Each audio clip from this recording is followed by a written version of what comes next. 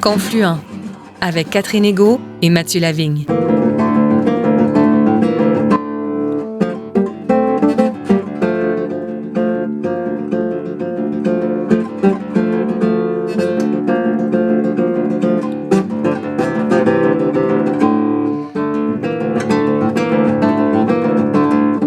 Bonjour à toutes et à tous, ici Mathieu Lavigne et Catherine Égaud au micro. Alors merci d'être là pour cet autre épisode de Confluent, votre émission qui donne la parole au premier peuple et à leurs alliés. C'est un plaisir que d'être avec vous pour les 30 prochaines minutes. Cette semaine à Confluent, on reçoit Marilyn Roy, responsable de la mission catholique Notre-Dame de Fatima à Coudjouac. En effet, Mathieu, Marilyn Roy est titulaire d'une maîtrise en théologie de l'Université Laval. Elle a aussi une formation en accompagnement spirituel du Centre de spiritualité Morez, où elle a d'ailleurs travaillé de 2013 à 2017.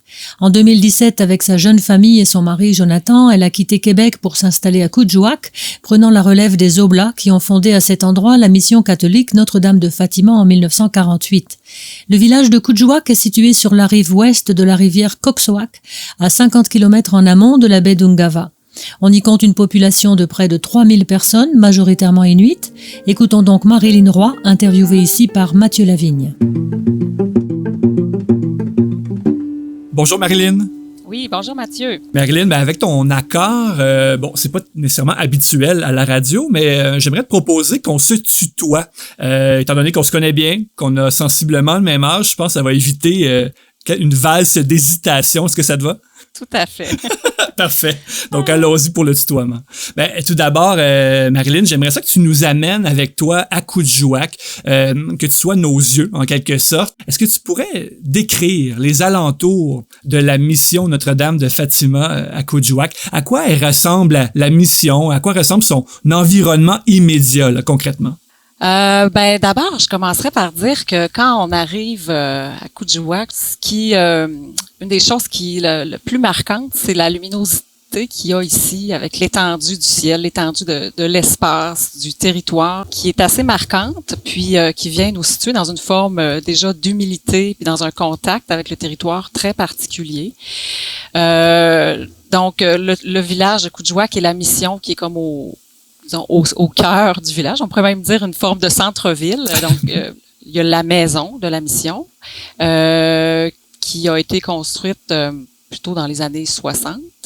Mais il y a aussi il y a le bâtiment de l'église de la mission qui, lui, se trouve dans c'est une vieille baraque, en fait, de l'armée américaine. Ah oui? Oui, c'est ça, l'armée américaine qui, pendant la Deuxième Guerre mondiale, a occupé le territoire aussi pendant quelques années, de 1941 à 1945. Donc, un bâtiment qui est allongé, assez... un étage jaune avec un petit clocher blanc. Et donc autour, quand je dis qu'on est comme au centre-ville, c'est ça, il y a comme le cercle Kaivivik. Donc juste à côté, voisin de nous, il y a le refuge pour les femmes, donc qui accueille les femmes en situation de précarité. Il y a l'épicerie Le Northern. Le bureau de poste, pas trop loin, on a l'école Yanimaric.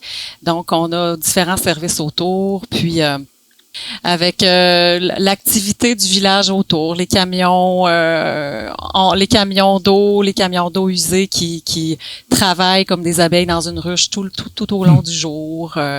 On entend la cloche de l'école secondaire pas trop loin sonner à tout moment dans la journée. Les enfants qui vont jouer au parc en face, les enfants de la garderie.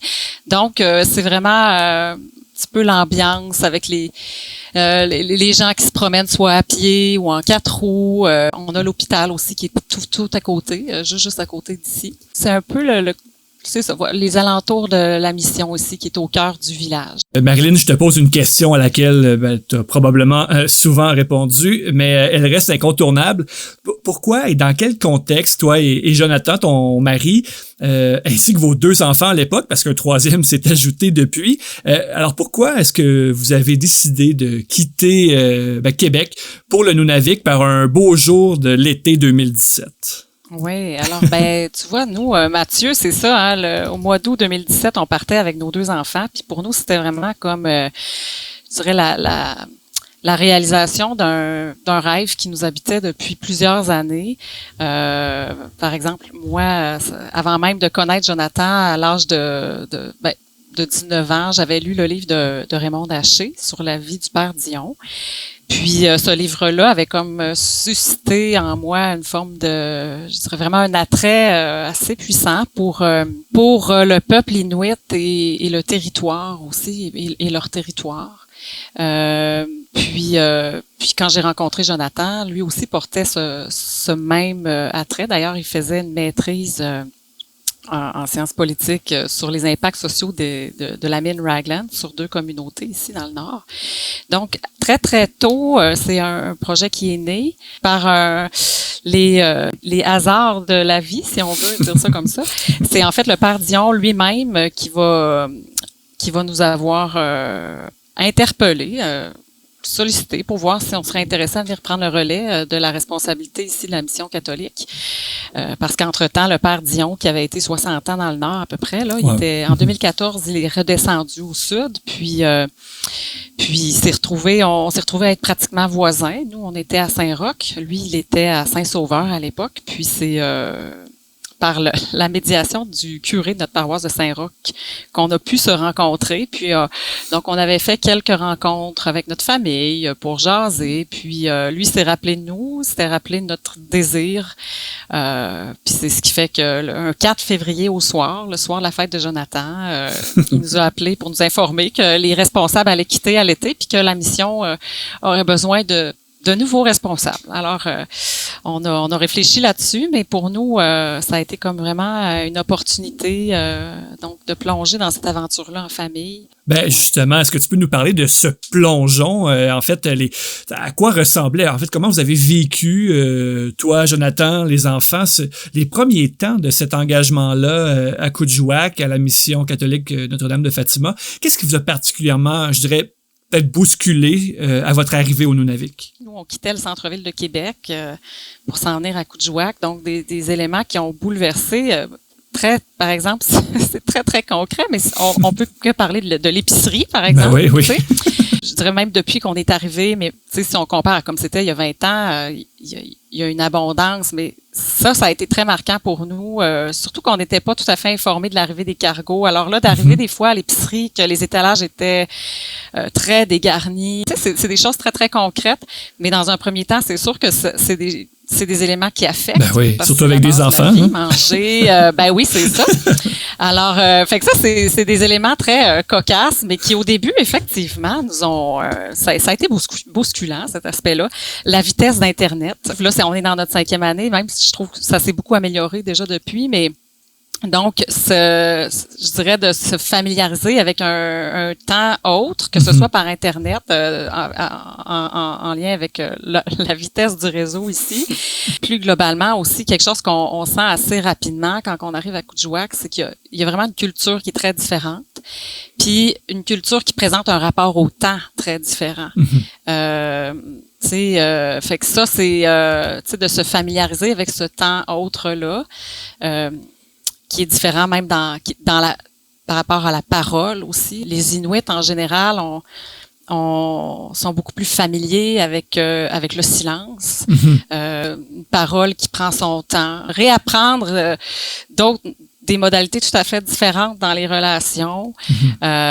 C'est ça, des éléments très cocasses, comme la rentrée scolaire d'Alexis. Je me souviendrai de son pique-nique de la rentrée. On venait juste d'arriver, puis on était Alexis qui commençait la maternelle à l'époque, puis on attendait à l'extérieur de l'école qu'un autobus vienne.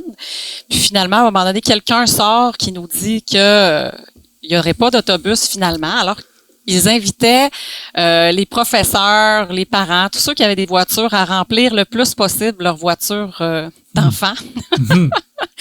Alors, on s'est ramassé avec des enfants dans la valise du RAV4. Alors,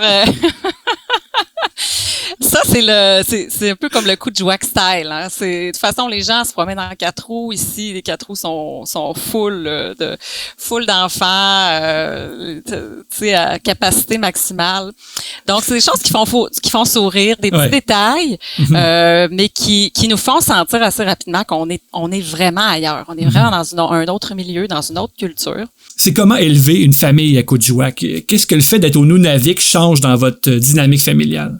Je reviendrai au rapport au temps. L'ambiance est beaucoup plus, je dirais, détendue dans un certain sens. Là, je parle vraiment au niveau du stress, du roulant de la vie qu'on peut sentir des fois dans nos vies citadines au sud de la province, là. Donc, tu sais, ça se déploie dans des choses très très concrètes. Par exemple, tu sais, ici à l'école, ben il y a pas de service de garde, ce qui fait que nos enfants reviennent dîner à la maison, ils reviennent tout de suite après l'école. Donc, ça crée déjà une vie de famille, tu sais, dans le quotidien qui s'articule différemment. Donc, plus de temps ensemble, très concrètement. Là, fait que ça, c'est un élément majeur. Ensuite de ça, ben je dirais, il y a tout un rapport très certainement au territoire, à la nature qu'on redécouvre, dû au fait de la proximité. Tu sais, Coudjouac, on est dans un village, mais on sent très bien, tu sais, ça, j'en ai pas parlé tout à l'heure, mais le premier été où on est arrivé, à tout moment, on nous annonçait qu'il y avait tu sais, on voyait sur la page Facebook du village qu'il y avait un ours dans telle rue, puis les bœufs musqués à telle colline. Donc, on sent une imbrication, hein. Il y a comme une perméabilité, tu sais, il n'y a pas de frontière étanche entre le village puis le territoire. Fait que ça, c'est quelque chose qui est nouveau, mais c'est ce qui fait que la vie aussi, le quotidien, se déploie vraiment au rythme de la nature, je trouve. Puis, tu sais, c'est sûr que pour notre famille, tu sais, qui avait vécu à Québec, proche de nos proches, encore aujourd'hui, ça demeure sans doute le plus grand défi de vivre loin de nos proches, vivre loin de nos amis. Ça, c'est sûr que ça demeure un défi. Je rappelle que je suis en compagnie de Marilyn Roy, coordonnatrice de la mission catholique Notre-Dame de Fatima à Coudjouac, au Nunavik. Marilyn, est-ce que tu pourrais nous décrire le quotidien de la communauté chrétienne à Coudjouac? Est-ce que tu peux nous parler de la vie de la mission, nous parler des gens qui la fréquentent, des activités qui sont tenues, entre autres? Ce qui est important là de vraiment, je dirais, clarifier, c'est que la communauté catholique de Coudjouac, dans le fond, comme la plupart des communautés catholiques du Nunavik, là, qui demeurent, c'est souvent des petits noyaux communautaires. Là. Ça, à l'exception d'une, qui est celle de Kangersujuaq, où vivait le père Jules Dion. Donc, à l'exception de cette communauté-là, les communautés catholiques sont vraiment majoritairement, et depuis l'origine, composées de travailleurs venus du Sud. Donc, tu sais, ça, déjà, parce que dans l'imaginaire des gens, d'emblée, on peut s'imaginer que ça va être des Inuits qui vont venir, qui fréquentent la communauté catholique, alors que non, les Inuits sont pour la grande majorité anglicans. La communauté catholique est composée de Halunat, donc de travailleurs du Sud, donc qui est une communauté qui connaît une très grand, je dirais, beaucoup de mouvements, beaucoup de mobilité, parce que comme on le sait, il y a une mobilité très très grande des travailleurs ici. Tu sais, quand on pense par exemple la rétention des employés à l'hôpital est autour d'1 an. Donc, si on y pense, ça fait des gens qui circulent, qui sont de passage et qui repartent. Donc, c'est une communauté qui vit au rythme des travailleurs, qui font du fly-in, fly-out, c'est-à-dire qu'ils vont venir travailler 2 mois, qui repartent 1 mois. Puis aussi, qui pour la plus grande majorité sont des personnes soit en couple ou célibataires, mais il y a peu dans la communauté catholique, il y a peu de familles. Ce qui est intéressant, c'est qu'on a des gens qui sont impliqués dans vraiment à peu près tous les milieux du village, que ce soit à l'hôpital, à l'école, à la régie, au gouvernement régional. Puis des gens qui arrivent de différents horizons aussi. Étonnamment, il y a une diversité culturelle ici et même au sein de notre communauté. République dominicaine, Cameroun, de la France qui viennent de passage. Donc, ça crée vraiment une richesse certaine dans la communauté. Quelle place occupe la mission catholique dans le tissu social de Coudjouac? Cette place-là, à mon avis, elle nous inscrit dans une histoire, là, parce que la mission catholique, ici, elle a été fondée en 1948. C'est-à-dire, à peu près, ça a été un des premiers bâtiments du village, parce que faut se le rappeler, là, les villages ont été créés il n'y a pas si longtemps où on n'avait pas de village avant. Je dirais dans le tissu du village, même si la mission catholique a jamais accompagné les Inuits parce qu'eux étaient déjà anglicans. Il reste qu'au début, depuis le début, elle est une présence dans le village. Qui est là, même à l'époque, il y avait le frère Jean Destré, qui était, les Inuits l'appelaient le frère Poupou, qui avait créé un cinéma.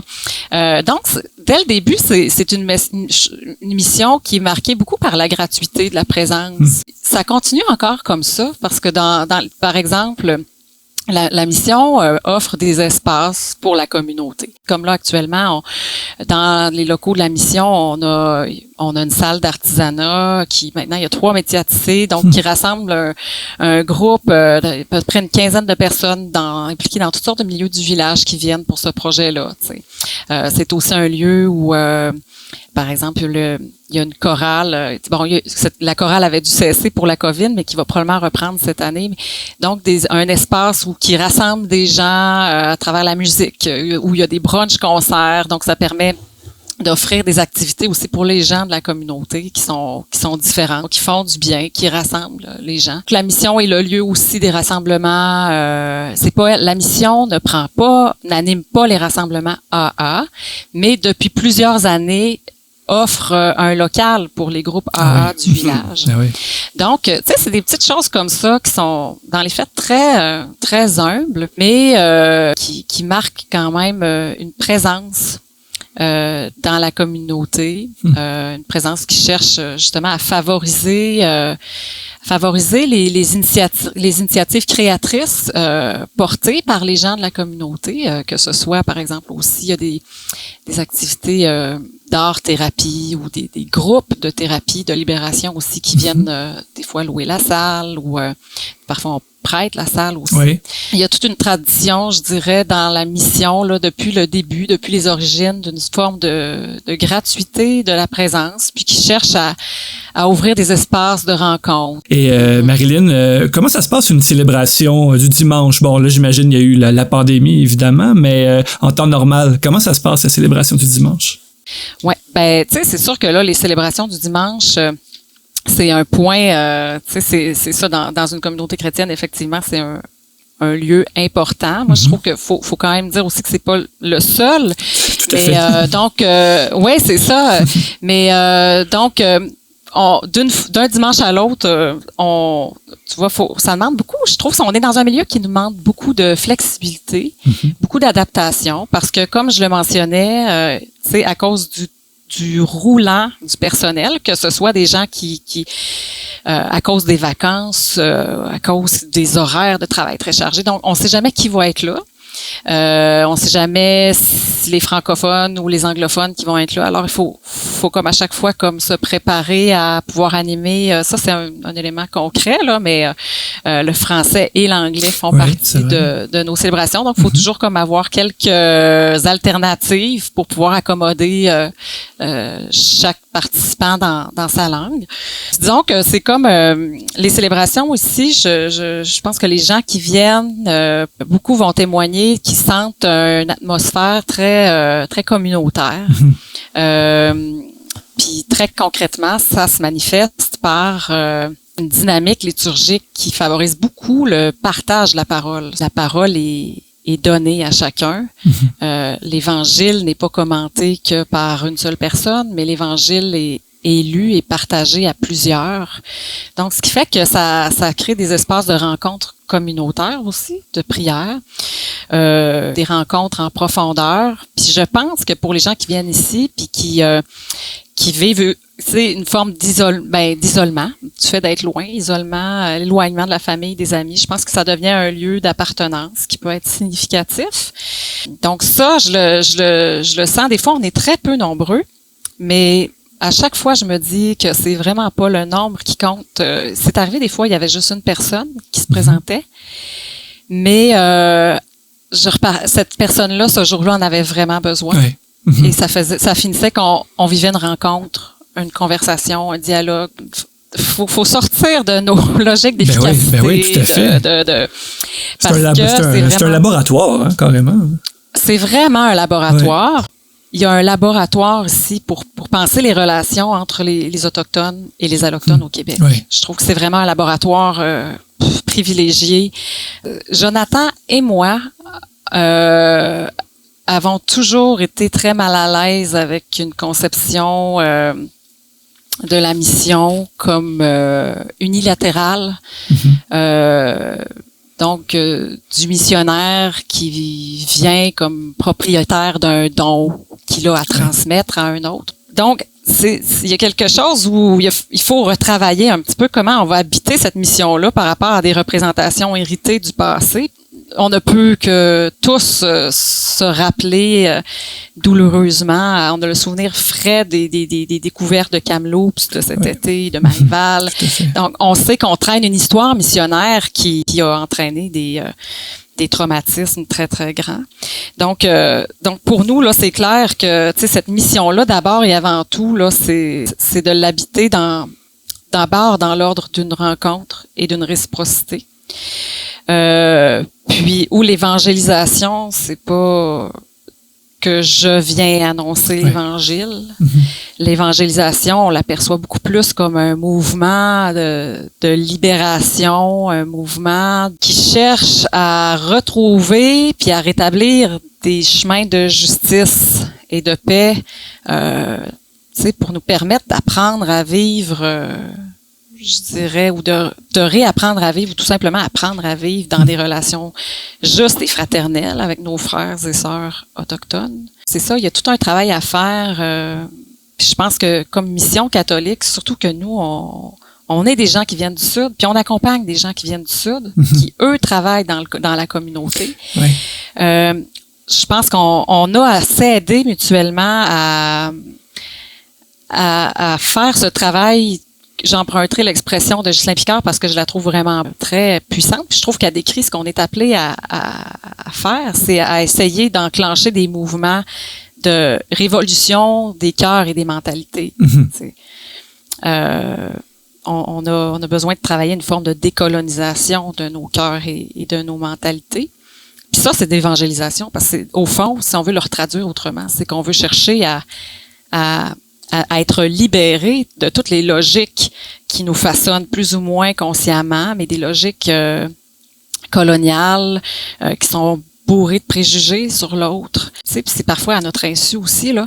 Mais donc, on a à être libéré de ça pour libérer nos relations, puis ultimement pour que, tu sais, que tous puissent avoir droit à être reconnu dans la richesse de ce qu'il est, dans la richesse de son héritage culturel, la pleine dignité. La pleine dignité, c'est ça. Ouais. Marilyn, dans plusieurs des textes que tu as rédigés pour Mission Chez nous, hein, d'ailleurs, ils sont disponibles sur notre site web, tu nous parles beaucoup de l'écoute, mais tu nous invites aussi à aller au-delà de l'écoute. Qu'est-ce que ça veut dire? C'est quoi pour toi aller au-delà de l'écoute? Cette expression-là, d'abord, elle est tirée d'une parole d'Elisapi Isaac qui a été saisie au lendemain du décès de Joyce Echaquan. Je pourrais d'ailleurs la citer parce que je pense que c'est ce qui va cadrer, là. Elle disait, je pense que pour nous, c'est un moment très important où on sent comme une bouffée d'air, d'écoute des citoyens, des Québécois. Puis elle ajoutait, au-delà d'écouter, qui vont commencer à ouvrir les oreilles pour entendre ces histoires-là qu'on essaie de dire depuis bien trop longtemps. Donc, l'au-delà de l'écoute, hein, c'est au-delà, le fameux au-delà d'écouter d'Elisapi Isaac, c'est que, dans le fond, elle nous aide à voir que c'est une chose d'entendre un discours, d'entendre une histoire, d'entendre un récit, puis de continuer sa vie après comme si de rien n'était. Alors que là, ce qu'on est appelé à faire, c'est qu'on est appelé à ouvrir les oreilles, comme elle dit, pour que cette parole-là puisse faire un chemin en dedans de nous. T'sais. C'est ça l'enjeu de l'écoute. C'est que la parole de l'autre, là, elle me traverse. Oui. Puis ultimement, l'enjeu, c'est qu'à un moment donné, quand on est touché jusque-là par une parole, c'est que elle nous transforme de manière durable et qu'elle nous pousse à l'engagement. Elle nous pousse à l'action. Les traditions spirituelles, y compris la tradition chrétienne, a toujours placé l'écoute. L'écoute est un pilier. Mais c'est de cette écoute-là qu'on parle. On parle du Verbe qui se fait chair. C'est d'une parole qui vient dans la chair, qui la transforme, puis qui vient transformer les modes relationnels, les pratiques. On doit s'employer activement à donner des suites. Pas juste surfer sur une émotion. Faut comme là choisir d'entamer à la fois au niveau institutionnel dans l'Église catholique. Ça, c'est un niveau. Mais aussi au niveau de nos communautés. Puis je dirais encore aussi au niveau très personnel, faut se mettre en chemin. Puis il y a des moyens très, très concrets pour le faire. C'est pas, tu sais, si on cherche, tu sais, s'il y en a qui nous écoutent aujourd'hui puis qui se demandent oui, mais comment faire, par où commencer? Ben, il y a des choses très, très concrètes qui peuvent être faites. Tu sais, je veux dire, ne serait-ce que, par exemple, le 30 septembre prochain, cette année, je pense que ça va commencer à se connaître davantage, mais la fameuse journée du chandail orange, c'est une manière très concrète de se sensibiliser, de se solidariser. Puis, tu sais, il y a plein de ressources sur Internet qu'on peut trouver avec des documentaires qui peuvent nous permettre d'en apprendre davantage. Tu sais, pourquoi pas créer des événements dans nos communautés, tu sais, pour regarder ces documentaires-là, en faire des temps d'échange après. L'idée, c'est de se mettre en route. Puis de le faire avec d'autres. En terminant, Marilyn Roy, est-ce que tu penses que l'Église catholique peut être une alliée des premiers peuples? Évidemment que je le crois, parce que sinon, je serais pas engagée ici à la mission catholique. Tu sais, mais elle peut être un allié et à mon avis, elle doit le faire. Notamment au point de vue institutionnel. Elle doit le faire parce que ce qui est en jeu, c'est sa crédibilité. Marilyn Roy, un grand merci pour ce temps d'échange de Montréal à Coudjouac. Un grand merci, Marilyn. Ben, merci à toi, Mathieu. C'était donc Marilyn Roy, responsable de la mission catholique Notre-Dame de Fatima, située à Coudjouac. Elle était interviewée par Mathieu Lavigne. Merci à Marilyn Roy pour cette entrevue. Merci également à Daniel Fortin à la régie. Nous vous rappelons que cette émission est portée par l'organisme Mission Chez Nous. Si vous désirez réécouter le présent épisode ou lire les articles rédigés par Marilyn Roy sur sa conception de la mission et sur sa vie à Coudjouac, visitez notre site web au www.missioncheznous.com. Ici Catherine Ego. Ici Mathieu Lavigne. Merci d'avoir été à l'écoute. On se retrouve la semaine prochaine pour un autre épisode de Confluent. D'ici là, nous vous invitons à rester à l'antenne de Radio VM et de Radio Galilée. À bientôt.